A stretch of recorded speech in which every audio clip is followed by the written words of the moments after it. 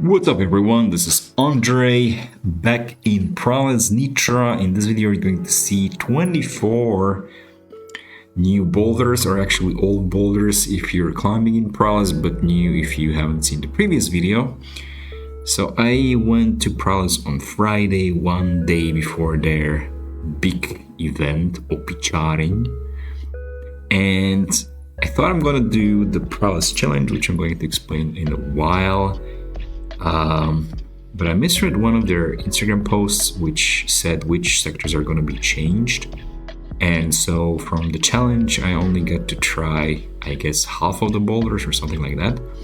So Pralez challenge is you see the numbers on the walls. I started with number 1, now I'm climbing number 2, and I think gradually the difficulty should increase all the way up to level 30, and then you just mark how many boulders you did, and you can win some prizes.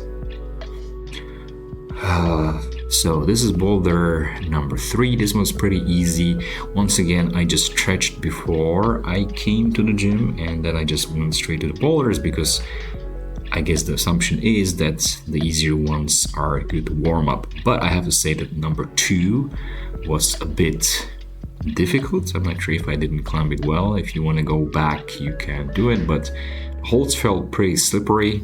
I guess this is an old challenge, so these are not the freshest holds. This is number 7 with these weird deflated balls.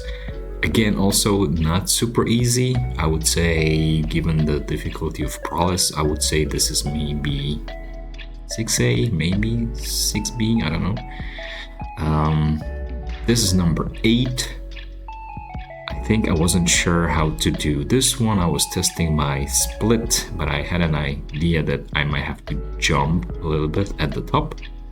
Fortunately, the holds here are pretty jaggy, and I'm talking about the move right here, which I think would be too far for me to span, so I had to jump in the wall, which, by the way, you're gonna see later in another boulder, and I'm going to say that it's a Pralez signature because I believe every time I climb here, every time there's some dyno where you jump into the wall.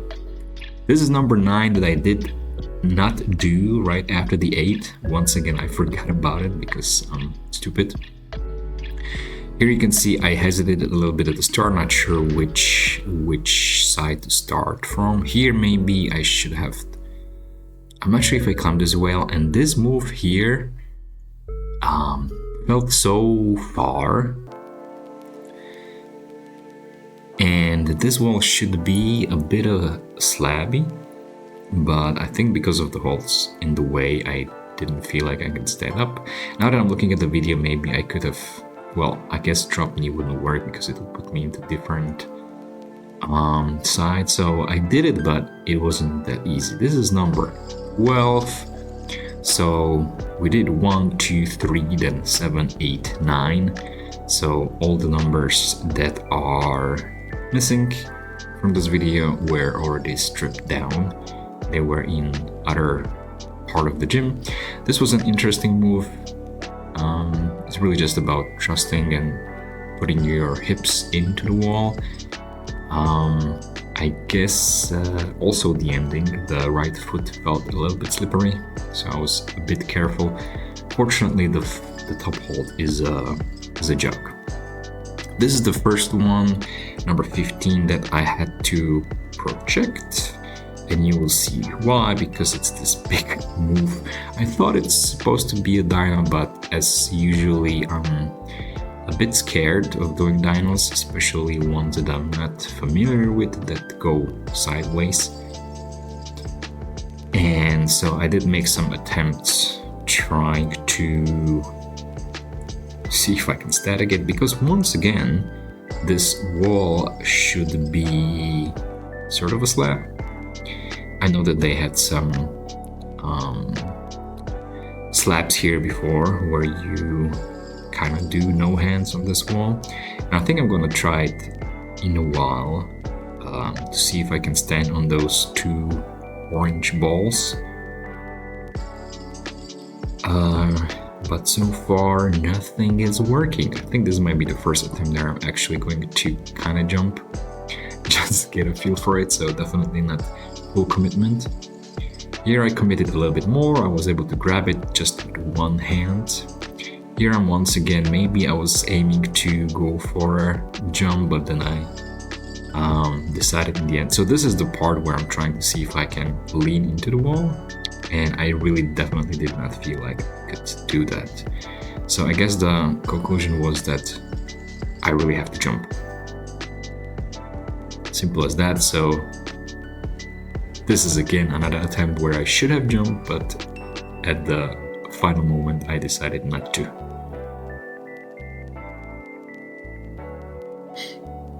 So this was a first better jump, I guess. I grabbed it a little bit higher in the middle, still only with one hand.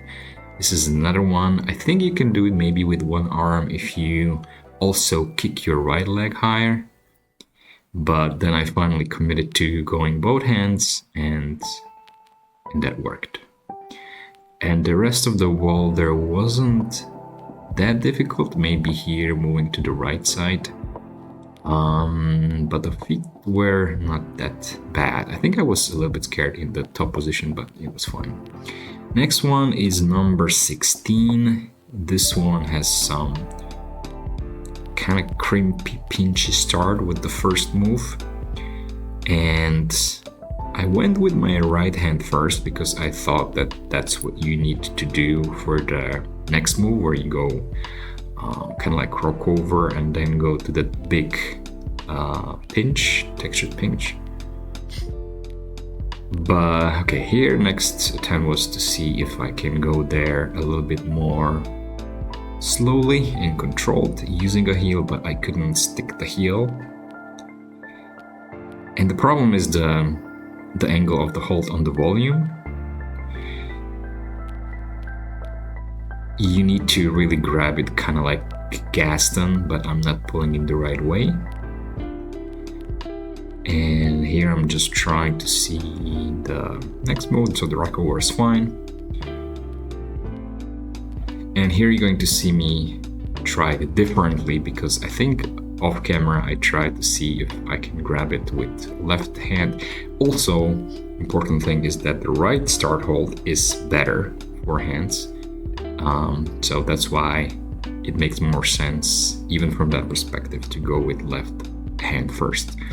And then the second move, the second try with the left hand for the first move basically worked because I just try to aim a little bit higher. First time I didn't go that high. And the rest of the boulder was okay, except for this part where you have to bring your weight on this hold, and it's again top of the wall, so but fortunately the top hole was okay. This is number 17. Some I think decent crimps.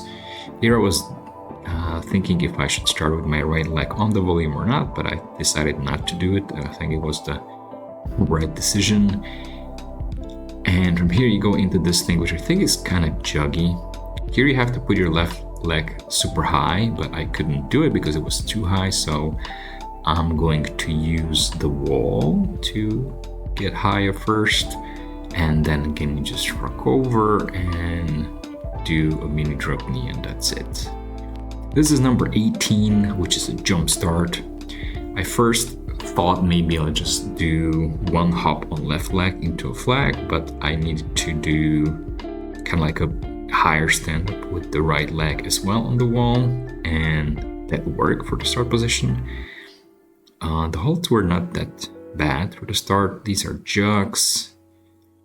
Here I did this thing, and here the crux of this boulder was the top position, because there's nothing to pull on, so you have to either grab it from the side and maybe compress, or do something with your body. I think in the end I did the combination of both. Here I'm trying to see different positions. This wall, FY, is a bit overhang. It doesn't look like that on the video, but it is a bit against you, so that's why you cannot just stand and lean into the wall. You have to somehow compress yourself between the two holds.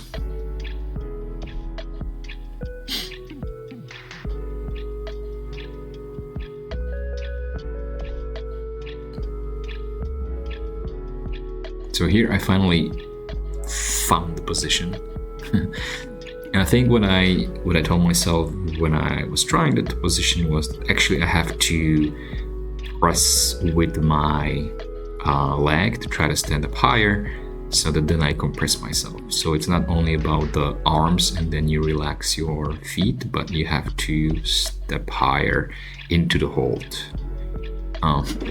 Here I didn't know how to get into it, because when I tried the position I had my left hand on it first, so then I tried to recreate it during the climb, even though I initially put my right hand on the top hold. Anyway, number 24, this green one, another dyno jump one. I thought that you have to start face out. It makes sense because this is corner, obviously.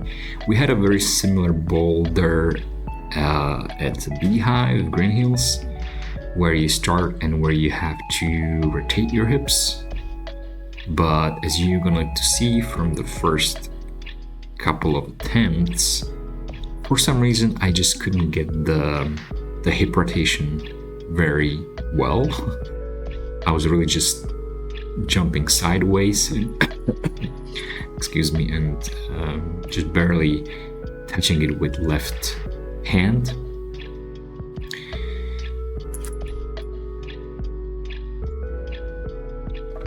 Here you're going to see an attempt to slightly rotate the hips already with the right leg, you can see, so I don't have that much rotation to do.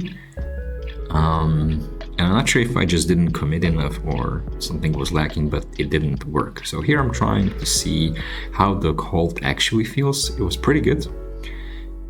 So I'm trying the rest of the boulder, which is just like 2 extra moves where you rely on the heels, and usually I'm quite decent with the heel hook. So all I had to do was just learn the move. This is the first time that I kind of rotated, and I touched it with the right hand. Here I'm trying to see if by any chance, if I just jump into it with one arm, if I can do it.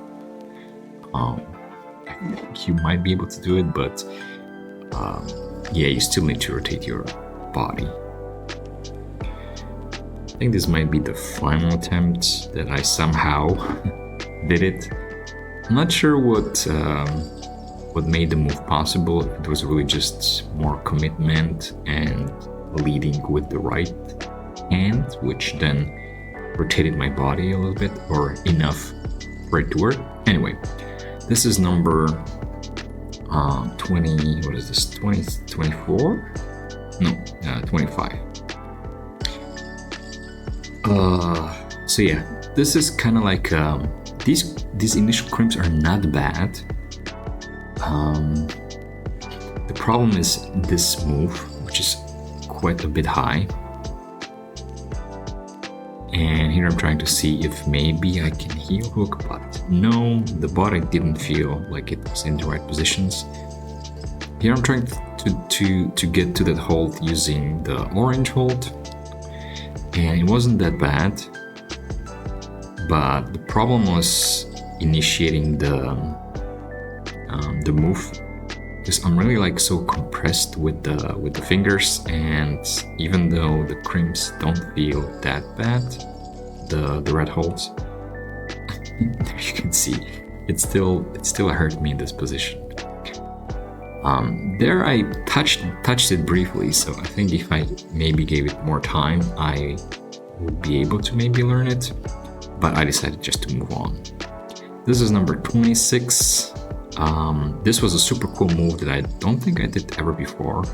Like, you holding it like this and then you do like a flick into underclink.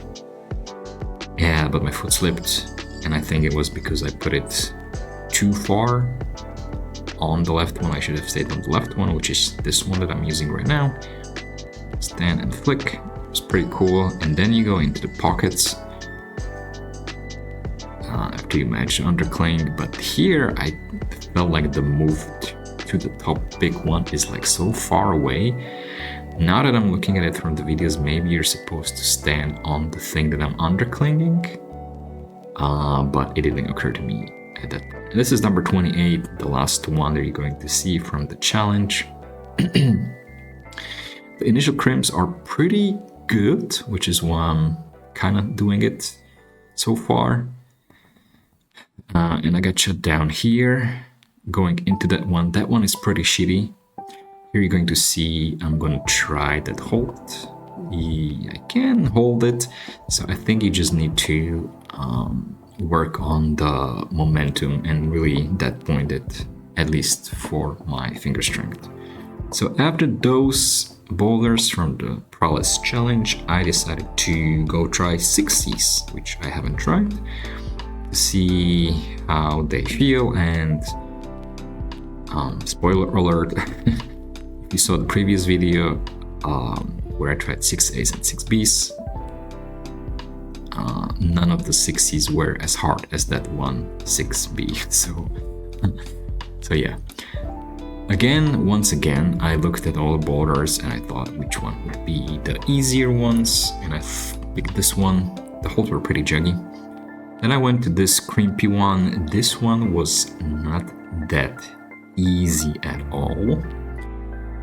You can see all the holes are aimed in one direction, which is not super good because you wanna, I don't know, usually compress things. So I even messed up this move here. So I'm trying it again, that maybe I just didn't press enough into the volume and I slipped. Oh, okay. I did the move, so we are moving a bit forward. I did use that right leg a little bit. Okay, the right foot is now in a good hold.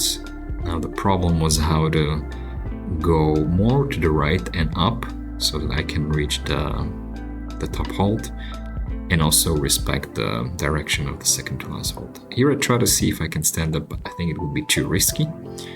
So at least I push my left leg on the wall, which gave me some sort of height and a better position to commit to the top. This white 6C looked like it's going to be a bit of a struggle because these holds are not jogs, that they're a bit sloped. The start was pretty good actually.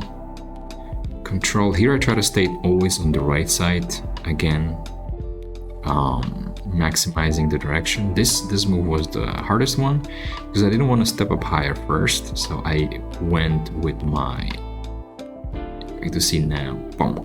I went with my right first and I try to go already like stand up to the left side of it so that I have better pull on it, and then as I brought the leg higher it worked. So this is the most overhang section of Pralez. These holds felt pretty jaggy, most of them are. I think the one maybe that I'm holding right now with my right hand, that one was a bit crimpy, but the rest is pretty fine. So this was a pretty easy and quick boulder, I would say. I'm not sure what the crux was. The next one I was scared a bit, and this one I'm going to put also into real stories because I think I really climbed this one well. So I did my heel hook, I did some toe hooks, I did a bicycle, and so on. This is a nice, very controlled cut feet. I was scared of this part that I might have to like jump into it and cut feet, but I was able to find a toe hook. And here I'm pressing, so it's kind of like a bicycle. And these holds that I'm holding right now, I was scared that they would be too slippery, but they were pretty good. So that was another 6C flash. Here we have another blue 6C, which is kind of interesting. Some crimps. This is I think this is somewhat a slabby wall, especially with the volume sticking out. It's about some tension and really big span and working through the crimpy holds. And this move, going into the second to last hold, I just did a dynamic stand-up with nothing else. Now that I'm looking into it, I was lucky that I was able to hold it. Normally in this position, I think you would want to do inside flag to stop the swing, but fortunately it wasn't necessary. This one, for some reason, I committed right away into this jump into the wall, and just like I said, it's a Pralez signature. So that was fun. Then I had my splits. I am pretty flexible. I assume that's what you're supposed to do. Although I don't understand what's the purpose of the blue hold next to the big sloper that you're jumping into from the start. And here, even for the top position, you have no feet, so that's what I did. And this is, I think, the second to last 6C.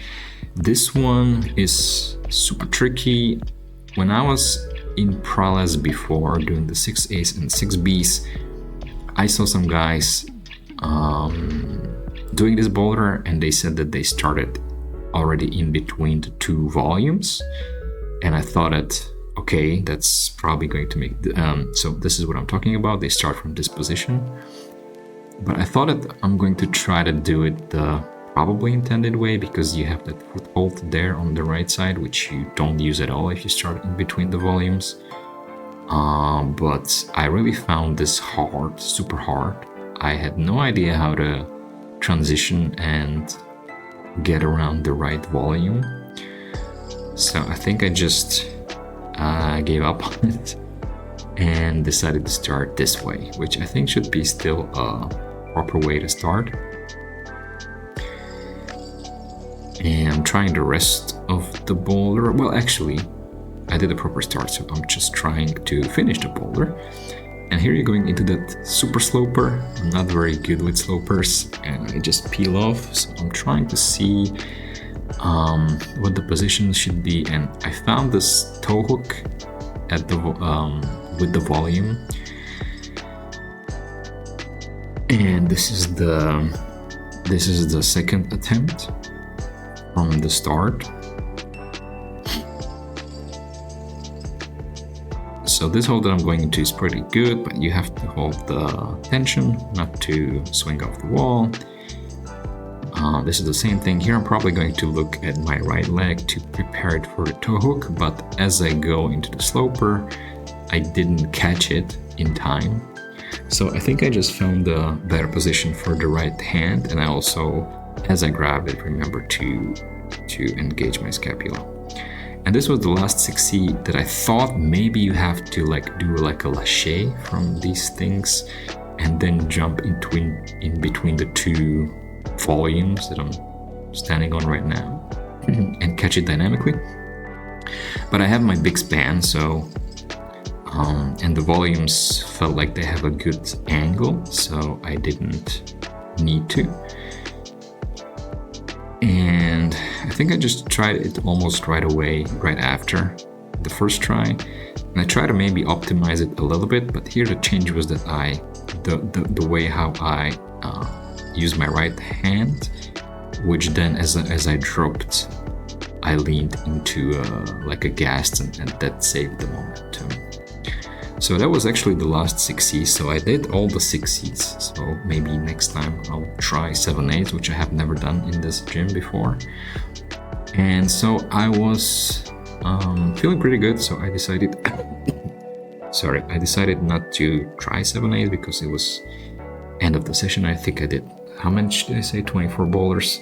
So I went back to the 6C to play around with the start and how maybe the setters intended it to be climbed, but